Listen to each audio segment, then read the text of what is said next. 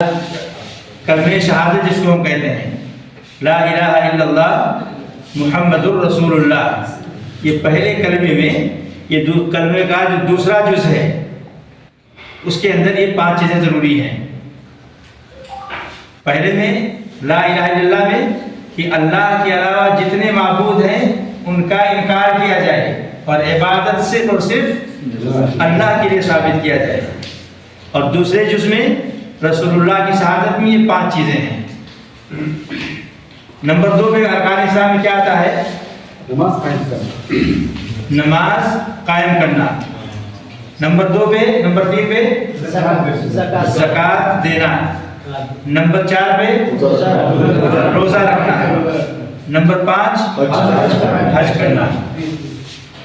اب دیکھیے نماز قائم کرنا کہا گیا ہے نا، نماز قائم کرنے میں صرف نماز پڑھ لینا کافی نہیں ہے کہ ہم نماز پڑھ لیں۔ اب نماز پڑھنے میں کیا ہے، جب من کہا میں پڑھ لوں، تو نماز آپ کو اپنے وقت میں نہیں پڑھنا ہے، نماز کو اپنے وقت میں نہیں پڑھنا ہے، بلکہ نماز کو نماز کے وقت میں پڑھنا ہے۔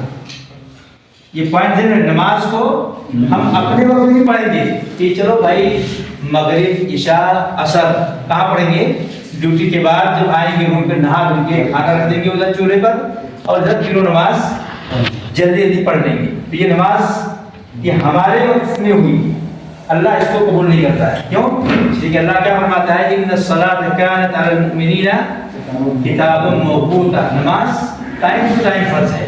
اور جبریل امین علیہ السلام اللہ کے نبی کے پاس 2 دن آئے نماز پڑھانے کے لیے۔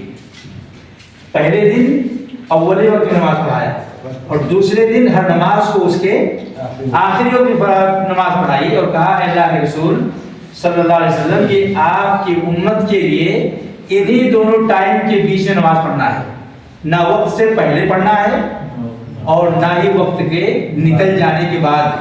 کوئی آپ بہت سارے لوگ پوچھتے ہیں کہ بھائی میری ڈیوٹی 4 بجے شروع ہو جاتی ہے، میں گاڑی میں نکل جاتا ہوں، تو کیا 4 بجے پڑھ کے جاؤں؟ کیونکہ فجر کا وقت 4 بجے نہیں ہے، تو آپ ٹائم سے پہلے بھی نہیں پڑھ سکتے ہیں۔ ان لوگ کہتے ہیں کہ میں راستے میں ہوتا ہوں، عشاء کی اذان ہو جاتی ہے، تو کیا کروں، آگے مغرب کے عشاء کے وقت مغرب پڑھوں؟ نہیں، نماز کو آپ کو ٹائم پہ پڑھنا ہے، جس حالت میں بھی ہو۔ ہم جو گاڑی میں ہوتے ہیں یہ جنگ کی کیفیت سے زیادہ خطرناک نہیں ہے۔ جنگ میں بھی نہیں کہا گیا کہ جنگ سے فارغ ہو جاؤ، دشمن کو ان کے مقام پہ پہنچا دو اس کے بعد نماز پڑھنا، نہیں، بلکہ کہا گیا کہ اگر دشمن آپ کو دوڑا رہا ہو تو آپ کو دوڑتے ہوئے نماز پڑھنا ہے۔ آپ کو 2 گروپ کرنا ہے، ایک گروپ مقابلہ کرے، دوسرا گروپ نماز پڑھے۔ نماز سے مفر نہیں ہے، ٹائم پران نہیں، آپ کو وقت پہ پڑھنا ہے۔ اللہ کے نبی صلی اللہ علیہ وسلم نے جب احزاب کے موقع پر کفار مکہ مدینہ کو اور مسلمانوں کو تہس نہس کرنے کے لیے آئے تھے، تو اللہ کے نبی کی عصر کی نماز ضائع ہو گئی تھی۔ اللہ کے نبی نے ان کے حق میں بد دعا کیا تھا، کیا کہا تھا، لَمَنَعَ اللَّهُ قُبُورَهُمْ وَبُيُوتَهُمْ نَارًا، اے اللہ ان کافروں کے گھروں کو، ان کے قبروں کو، جو مریں گے ان کے قبروں کو آگ سے بھر دے۔ جبکہ اللہ کے نبی بد دعا نہیں کرتے تھے کسی کے، لیکن نماز سے معاملہ تھا تو اللہ کے نبی نے بد دعا کیا ہے۔ تو نماز کی اہمیت تھی کہ نماز کو وقت سے ضائع کروایا ان لوگوں نے، مشغول کر دیا، اس لیے اللہ کے نبی نے بد دعا کیا۔ تو نماز کو ٹائم سے پڑھنا ہے، اور نماز کو کیسے پڑھنا ہے، جس طریقے سے اللہ کے رسول صلی اللہ علیہ وسلم نے پڑھ کر بتلایا، کہا صلو کما رأیتمونی اصلی، نماز ویسے پڑھو جیسے تم نے مجھے پڑھتے ہوئے دیکھا ہے۔ نماز کی کیفیت، طریقہ پوری حدیث کی کتابیں موجود ہیں۔ نماز کو خشوع و خضوع سے پڑھنا ہے، نماز کو جلدی جلدی نہیں پڑھنا ہے، اطمینان سے پڑھنا، یہ نماز کا رکن ہے۔ اور اگر اطمینان نہ ہو نماز میں تو نماز اللہ کے یہاں قبول نہیں ہوتی ہے، بلکہ اللہ کے نبی کہتے ہیں کہ ایک آدمی 60 سال نماز پڑھتا ہے، اس کی ایک نماز قبول نہیں ہوتی ہے۔ ایک صحابی اللہ کے نبی کے پاس نماز پڑھ کر آتے ہیں، سلام کرتے ہیں، سلام کا جواب دیتے ہیں، اللہ کے نبی کہتے ہیں کہ جاؤ دوبارہ نماز پڑھو، تم نے نماز ہی نہیں پڑھی ہے۔ اب اندازہ نماز انہوں نے پڑھا ہے، لیکن اللہ کے نبی کیا کریں، نماز نہیں پڑھی ہے۔ 3 بار ان کو دوہرایا، واپس کیا کہ جا کے نماز پڑھ کے آؤ۔ صحابی کہتے ہیں اللہ کے نبی اس سے بہتر میں نماز پڑھنا جانتا ہی نہیں ہوں، آپ ہی بتلا دیجیے۔ تو اللہ کے نبی نے مکمل نماز کا طریقہ ان کو بتایا، اور اس میں جس پوائنٹ کی طرف زیادہ دھیان دیا، اطمینان.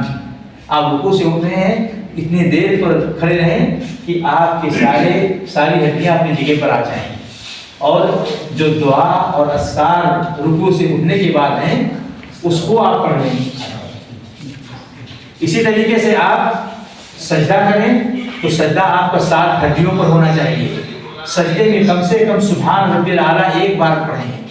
آپ کی ساری ہڈیاں جو 7 بتائی ہیں، پیشانی اور ناک یہ دونوں ایک، دونوں ہاتھ کے پنجے یہ 3، دونوں گھٹنے 5، اور دونوں پیر کی انگلیاں یہ دونوں سب ملا کے 7 ہو گئے.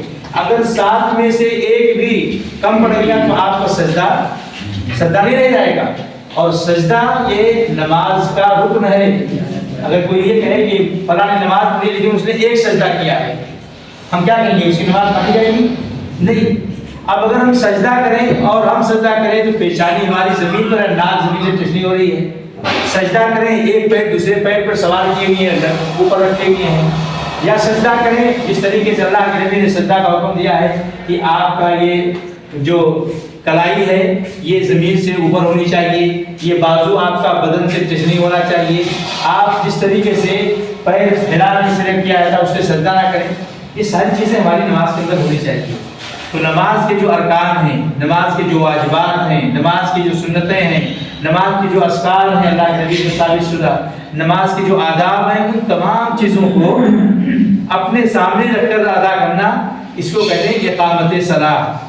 اس لیے قرآن میں کہیں بھی نہیں کہا گیا صلوا الصلاۃ نماز پڑھو یا ادوا الصلاۃ نماز ادا کر لو، جبکہ جہاں بھی کہا گیا اقیموا الصلاۃ نماز قائم کرو. اور اقامت صلاۃ میں یہ ساری چیزیں آتی ہیں جو بھی آپ کے سامنے ذکر کی گئی ہیں.